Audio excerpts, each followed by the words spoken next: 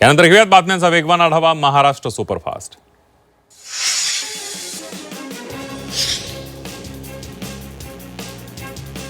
मराठी शिकण्यासाठी रिक्षा आणि टॅक्सी चालकांना 15 ऑगस्ट शेवटची मुदत असणार आहे। मराठी शिकण्यासाठी रिक्षा टॅक्सी चालकांना कोणतीही मुदतवाढ मिळणार नसल्याचं परिवहन मंत्री प्रताप सरनाईक यांनी स्पष्ट केलंय। मराठी न येणाऱ्यांवर 18 ऑगस्ट पासून कारवाई करण्यात येणार, निर्णयावर पुनर्विचार करण्याची गरज नसल्याचंही सरनाईक यांनी म्हटलेलं आहे।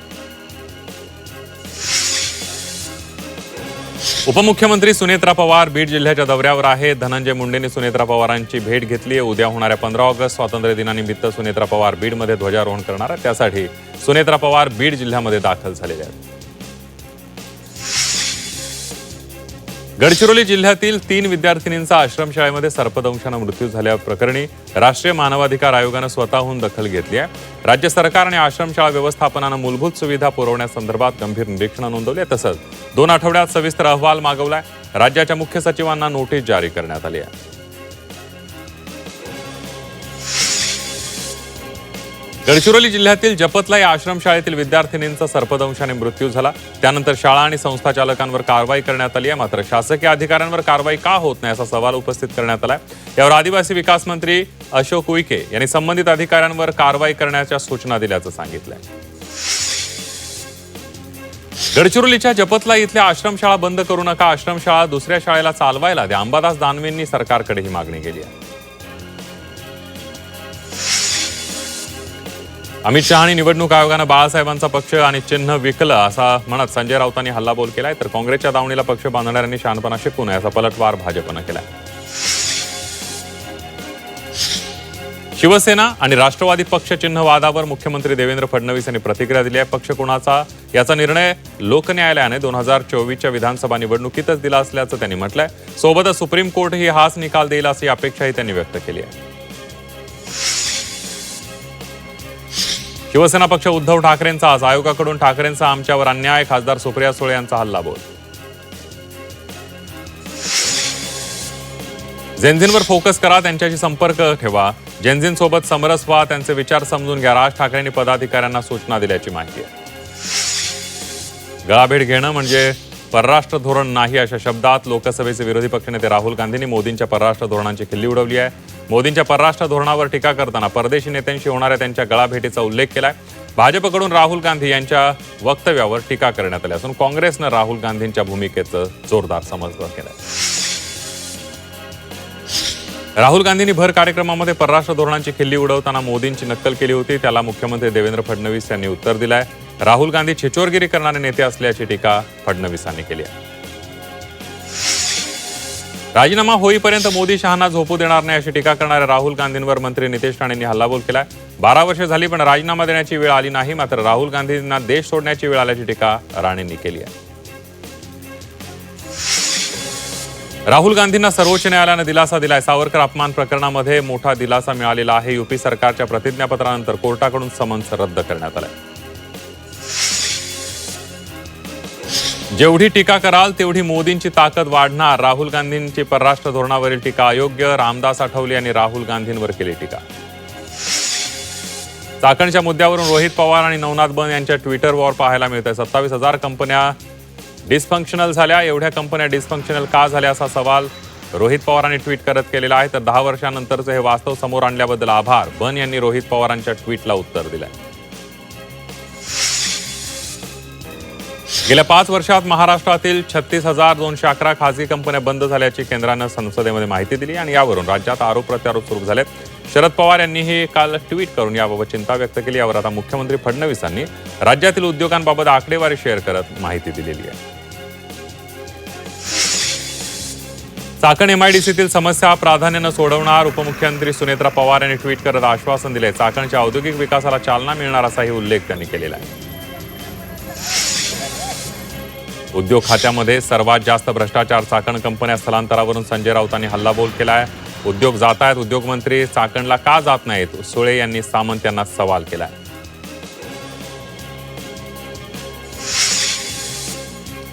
शरद पवार सातत्यानं फेक नॅरेटिव्ह पसरवत आलेली आहेत अशी बोचरी टीका विखे पाटलांनी केली आहे। चाकणमधील 20,000 उद्योग राज्याबाहेर गेल्याचा दावा शरद पवारांनी केला होता आणि त्यावरून ही टीका विखे पाटलांनी केली आहे।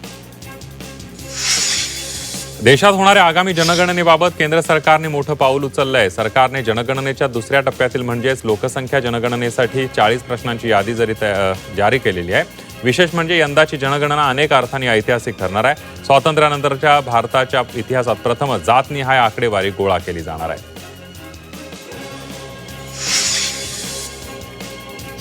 ज्यांना सत्ता दिली आहे त्यांना विचारा. पुण्यातील खड्डे वाहतूक कोंडीवर राज ठाकरेंनी वक्तव्य केलेलं आहे. ज्यांना मतं दिली आहेत त्यांना विचारायला हवं असंही राज ठाकरे म्हणाले. मालेगाव तालुक्यातील मोहपाडे इथं मेंढपाळांनी बिऱ्हाड मोर्चा काढलेला आहे. वनविभागाच्या कार्यालयासमोर मेंढपाळांनी आंदोलन केलं. यावेळेला अधिकाऱ्यांच्या कार्यालयात शिरण्याचा प्रयत्न करण्यात आला. आंदोलक आणि पोलिसांमध्ये बाचाबाची झाली.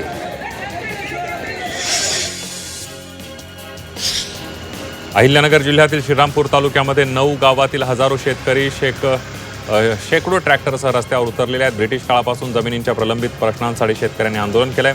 7,500 एकर जमीन मूळ मालकांना परत देण्याची मागणी आंदोलनातून करण्यात आली आहे. रत्नागिरीच्या चिपळूण तालुक्यातील कोसबी रस्त्यावर ठिकठिकाणी पडलेल्या खड्ड्यांमुळे रस्त्यांची अक्षरशः चाळण झाली आहे. यातूनच नागरिकांना दररोज जीवघेणा प्रवास करावा लागतोय. तात्पुरत्या दुरुस्तीवरून नागरिक संतप्त झालेत. वारंवार प्रशासनाला निवेदन देऊनही कोणतीही ठोस कारवाई झाली नसल्याचा आरोप स्थानिकांनी केला.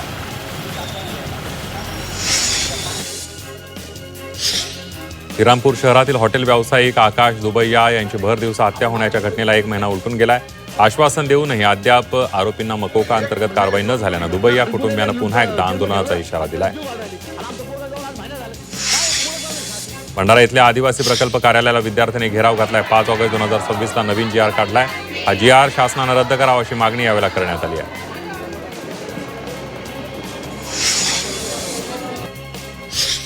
भंडारा जिल्हा काँग्रेस कमिटीच्या वतीनं मोर्चा काढण्यात आला. शेतकऱ्यांनी जनतेच्या विविध प्रश्नांसाठी आंदोलन करण्यात आलं.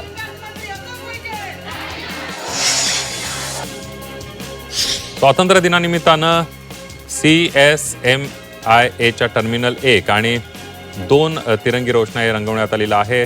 देशाच्या स्वातंत्र्याचा गौरव, एकतेची भावना आणि प्रगतीची वाटचाल अधोरेखित करणाऱ्या रोषणाईनं मुंबई विमानतळाचा परिसर उजळून निघालाय. भाजपकडून छत्रपती संभाजीनगरमध्ये तिरंगा रॅलीचं आयोजन करण्यात आलं होतं. मुख्यमंत्री देवेंद्र फडणवीस यांच्यासह प्रमुख नेत्यांनी या रॅलीमध्ये सहभाग घेतला. मुंबईतील तिरंगा यात्रा अतिविशाल होती. पुण्यातील यात्रा त्याहूनही मोठी होती. मात्र छत्रपती संभाजीनगरने या दोन्हींचा रेकॉर्ड मोडल्याचं मुख्यमंत्र्यांनी यावेळेला म्हटलेलं आहे. चंद्रपुरात हर घर तिरंगा अभियान अंतर्गत भव्य तिरंगा रॅली आयोजित करण्यात आली होती. स्थानिक जनता महाविद्यालय चौकातून प्रारंभ झालेल्या या रॅलीमध्ये महिला आणि युवकांचा उत्स्फूर्त सहभाग होता. रत्नागिरी शहरामध्ये भव्य तिरंगा रॅली काढण्यात आली. उद्योगमंत्री उदय सामंत यांनी तिरंगा रॅलीमध्ये ते सहभागी झाले. आमदार किरण सामंतही सहभागी झाले होते. शहरातील मारुती मंदिर ते जयस्तंभ अशी ही रॅली काढण्यात आली. सांगलीच्या विटा इथं भाजपच्या वतीनं तिरंगा रॅलीचं आयोजन करण्यात आलं होतं. तिरंगा रॅलीमध्ये शालेय विद्यार्थ्यांपासून नागरिक आणि अधिकारी मोठ्या संख्येनं सहभागी झाले होते.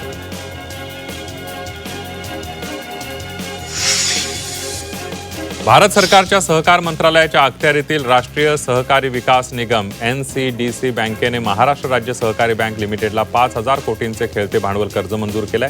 एवढ्या मोठ्या रकमेचं कर्ज NCDC कडून मंजूर होणारी महाराष्ट्र राज्य सहकारी बँक ही देशातील पहिली सहकारी बँक ठरली आहे. पशुपालनातून उत्पन्नाचा सक्षम स्रोत बनवण्याचा शासनाचा प्रयत्न असल्याचं मत सांगलीचे पालकमंत्री चंद्रकांत पाटील यांनी व्यक्त केलंय. नूतन इमारतीचं उद्घाटन आणि लोकार्पण चंद्रकांत पाटलांच्या हस्ते संपन्न झालं. यावेळेला ते बोलत होते. रत्नागिरीतील भिले जांभूळवाडी खारभूमी योजनेच्या निकृष्ट कामावर आता प्रश्नचिन्ह निर्माण झालेलं आहे. सुमारे 90 लाख रुपये खर्च करण्यात आले असून मोठ्या प्रमाणावर नुकसान झालेलं आहे. शहरी भागातील शेतकऱ्यांना सिंचन विहीर आणि इतर योजनांचा लाभ मिळत नसल्याचं कृषी मंत्री दत्तात्रय भरणे यांच्या निदर्शनास आणून दिलं.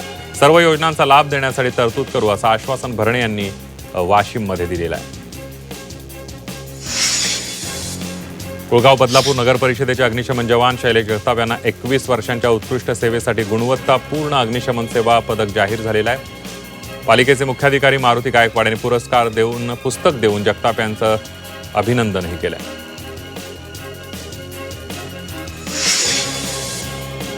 कॉमेडियन समय रनाला कोर्टाकडून दिलासा मिळालेला आहे. दिव्यांग व्यक्तींबद्दल असंवेदनशील विनोद केल्यानं एफआयआर दाखल करण्यात आली होती. मात्र समय रनाने दिव्यांग व्यक्तींसाठी जनजागृती कार्यक्रम आयोजित करण्याच्या आणि निधी उभारण्याच्या आपल्या निर्देशांचं पालन केल्याचं लक्षात घेतल्यानंतर त्याच्या विरोधातली एफआयआर रद्द करण्यात आली आहे.